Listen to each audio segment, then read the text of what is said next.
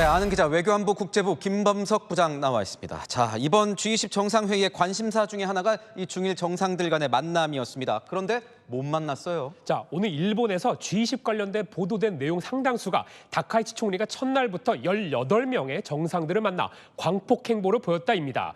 지금 보시는 것처럼 우크라이나 전쟁 관련이나 유럽 정상회의 자리에 참석해서 일일이 악수를 했고요.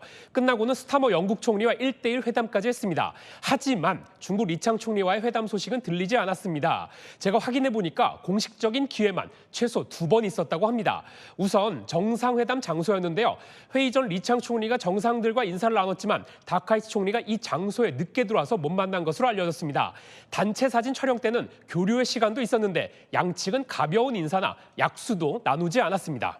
그런데 이게 못 만난 건가요? 안 만난 건가요? 자, 일본 정부의 설명은 이렇습니다. 중일 회담 일정을 애초에 조정하지 않았고 결정된 것도 아니었다. 다카이치 총리 일정이 빡빡하다라는 겁니다. 다만 지난주 내내 일본 정부가 중국과 대화의 문이 열려 있다고 강조했고요. 외무성 국장을 중국에 보낸 점을 감안하면 이 발언을 그대로 믿기는 어렵다는 반응도 있습니다. 중국은 여전히 다카이치 총리의 대만 유사시 개입 발언이 철회되기 전까지는 움직이지 않겠다는 입장입니다. 그래서 중국은 공세 수위를 점점 높이고 있어요. 일각에서는 최고조에 달했다 이런 표현도 나오는데 맞습니까? 네, 국제 여론전까지 펼치고 있습니다. 주 유엔 중국 대표부는 일본이 대만에 무력 개입을 시도한다면 이는 침략 행위라면서 중국과 영토를 확고히 수호하겠다고 밝혔는데요. 사흘 전 단호히 대응하겠다라는 표현보다 한층 강경해졌죠.